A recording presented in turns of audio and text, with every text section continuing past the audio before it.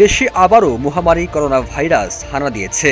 গত ২৪ ঘন্টায় ২৮ জনকে পরীক্ষা করে ১৪ জনের শরীরে পাওয়া গেছে এই ভাইরাস। শুধু বাংলাদেশ নয়, পার্শ্ববর্তী দেশ ভারতে আরও ভয়ঙ্কর রূপে ফিরে আসছে করোনা। দেশটিতে মাত্র ৪ দিনেই এই ভাইরাসে আক্রান্ত হয়েছে ১৫০০-এরও বেশি মানুষ। শুধু তাই নয়, দেখা মিলেছে ভাইরাসটির ৪টি নতুন লক্ষণ।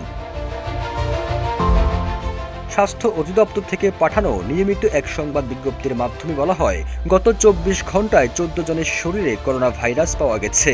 এই সময়ের মধ্যে সুস্থ হয়েছেন একজন। বাংলাদেশে এই পর্যন্ত করোনা ভাইরাসে মোট আক্রান্তের সংখ্যা দাঁড়িয়েছে ২০,৫১,৭২০ জনে। ২০২০ থেকে ২০২২ এই ২ বছর পুরো পৃথিবী স্থবির হয়ে গিয়েছিল মহামারী করোনা ভাইরাসে। সারা বিশ্বে এই সময়ের মধ্যে ৬৬ লাখেরও বেশি মানুষের প্রাণ কেড়ে নিয়েছে ভাইরাসটি।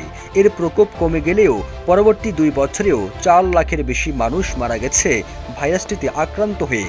বিশাল এই প্রাণহানির পর মহামারীর ভয়াল সেই স্মৃতি যখন ভুলতে বসেছে পৃথিবীর মানুষ, ঠিক তখনই পাশের দেশ ভারতে আবারও হানা দিয়েছে ভাইরাসটি। দেশটিতে রীতিমতো ভয়ঙ্কর রূপেই ফিরে এসেছে corona. Jamuna smart refrigerator, smart লাইফে স্মার্ট রেফ্রিজারেটর।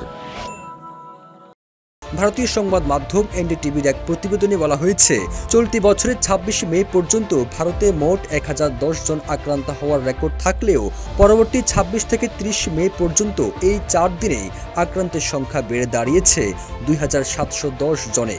অর্থাৎ এই ৪ দিনেই ১৭০০ জন মানুষ আক্রান্ত হয়েছে। কেবল সংক্রমণই নয়, মৃত্যুর ঘটনা ঘটেছে ভাইরাসটিতে আক্রান্ত হয়ে। সরকারি তথ্য অনুযায়ী সাম্প্রতিক সপ্তাহগুলোতে ভারত জুড়ে কমপক্ষে ৭ জনের মৃত্যু হয়েছে এই ভাইরাসে আক্রান্ত হয়ে।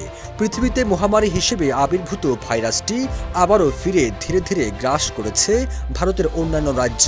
তবে ভারতীয় স্বাস্থ্য কর্মকর্তারা দাবি করছেন, মহামারী করোনা ভাইরাসের সাম্প্রতিক ঘটনাগুলো হালকা প্রকৃতির এবং এতে আতঙ্কিত হওয়ার কোনো কারণ নেই।